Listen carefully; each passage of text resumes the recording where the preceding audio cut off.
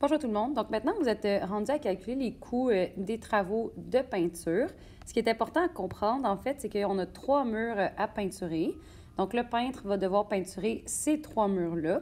Et dépendant du nombre d'heures qu'il travaille, on va avoir un prix qui va nous être chargé. Donc le graphique qui est juste ici vous montre que le salaire du peintre, bien, il dépend de son nombre d'heures travaillées. La droite qui est là, elle exprime dans le fond quel salaire il y a selon le nombre d'heures qu'il travaille. Pour la regarder de plus près, je vais aller graduer mon axe. Donc ici, on voit que dans mon axe des Y, ça nous prend 2 bons dans l'axe des Y pour obtenir un 30. Puisque les bons sont toujours pareils, ça veut dire que 30 divisé par 2, ça fait 15, ce qui veut dire que la graduation ici va être de 15. Et ici, dans les X, ça nous prend 2 bons pour se rendre à 1 heure.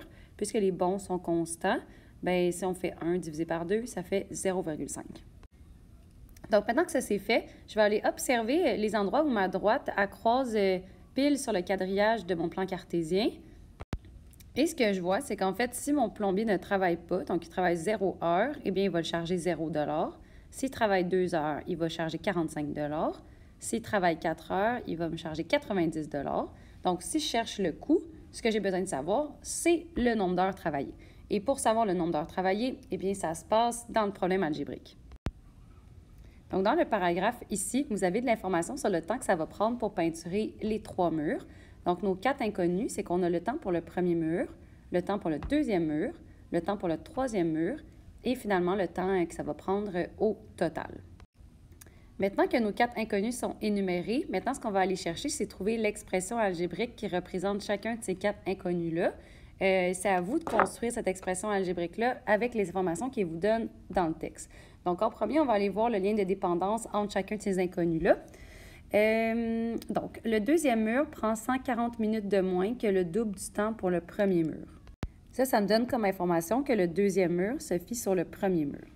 Le troisième mur prend 90 minutes de moins que le double du temps pour le deuxième mur. Ça me donne comme information que le troisième mur se fie sur le deuxième mur.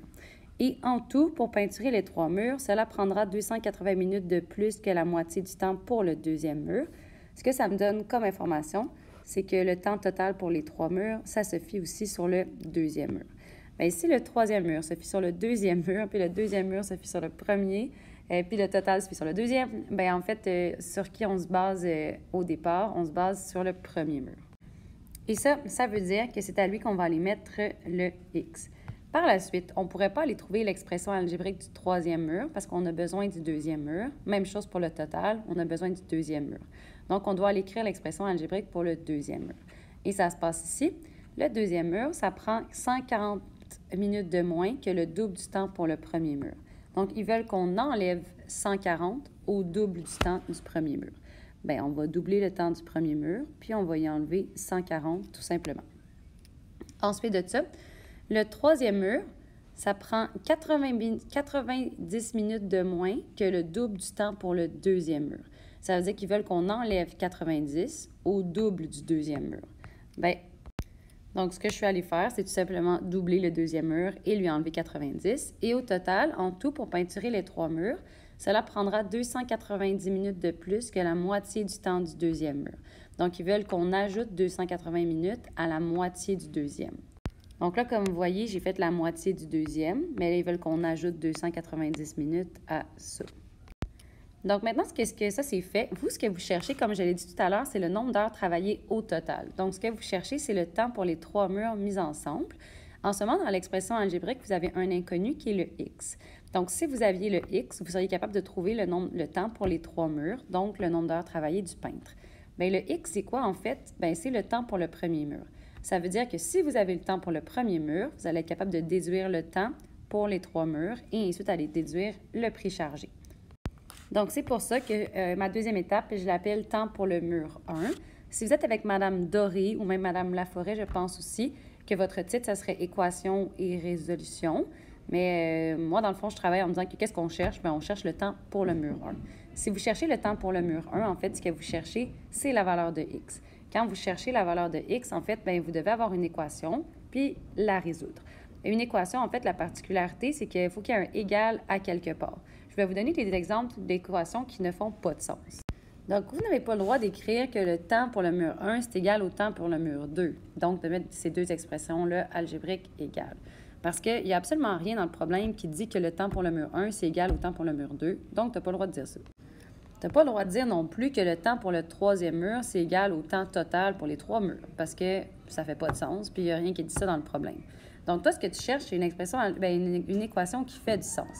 Puis, ce qui fait du sens ici, en fait, c'est de vous dire que si vous additionnez le temps pour le mur 1, le temps pour le mur 2, puis le temps pour le mur 3, ça, en fond, ça donne le temps total pour les trois murs. Ce qui fait du sens, vous n'êtes pas obligé de l'écrire, c'est de dire que le temps pour le mur 1 plus le temps pour le mur 2 plus le temps pour le mur 3, c'est égal au temps total. Donc, ce que vous avez à faire maintenant, c'est tout simplement de remplacer le mot mur 1 par l'expression algébrique du temps pour le mur 1, de remplacer le mur 2 par l'expression algébrique du temps pour le mur 2, et ainsi de suite. Donc, c'est ça que je suis allée faire ici, et comme vous voyez, ça me crée une longue équation, mais une équation qui va me permettre d'aller trouver ma valeur de x, qui va en fait être le temps pour le premier mur. Donc, ce que je vais faire, dans le fond, c'est que je vais essayer de réduire l'expression algébrique ici, qui est dans le membre de gauche de l'égalité, et de faire la même chose dans le membre de droite. Donc, à gauche, je vais commencer par aller distribuer le 2 dans ma parenthèse. Et à droite, ce que je vais faire, c'est tout simplement diviser chacun des termes qui est ici par 2. Maintenant que ça c'est fait, ce que je vais aller faire, c'est que je vais aller mettre les termes semblables ensemble dans le membre de gauche de l'égalité et faire la même chose dans le membre de droite. Maintenant que ça c'est fait, il y a plusieurs chemins que vous pouvez prendre pour aller trouver la valeur de x. Dans le fond, vous allez essayer de mettre vos termes algébriques du même côté puis les termes constants de l'autre. Moi, je souhaite mettre mes termes algébriques ici. Donc, le x, je trouve qu'il n'y a pas rapport de son côté. Donc, je vais m'en débarrasser en faisant moins x de chaque côté. Ce que je vais obtenir ici, c'est 6x moins 510, qui est égal à 210. Puisque je souhaite avoir seulement des termes algébriques dans le membre de gauche, le moins 510 me dérange. Donc, pour me débarrasser d'un moins 510, je vais faire plus 510 des deux côtés. Et ce que ça va me donner, c'est que 6x est égal à 720. Ce que ça veut dire, ça, en fait, c'est que c'est 6 fois le temps pour le mur 1 qui est égal à 720 minutes. Mais moi, ça ne m'intéresse pas vraiment le 6 fois. Là, je veux juste le temps pour le mur 1. Donc, je vais diviser par 6 des deux côtés. Et c'est comme ça que j'obtiens que le temps pour le mur 1, c'est de 120 minutes. Avec ça, ce que je vais pouvoir aller faire dans votre prochaine étape, ça serait d'aller trouver le temps pour les trois murs mis ensemble. Tout ce que vous avez besoin de faire, c'est de remplacer le x ici dans votre expression algébrique du temps pour les trois murs par 120, puis d'aller calculer. Une autre chose que vous pourriez faire, sinon, c'est de trouver le temps pour le deuxième mur, le temps pour le troisième mur et additionner les trois murs ensemble.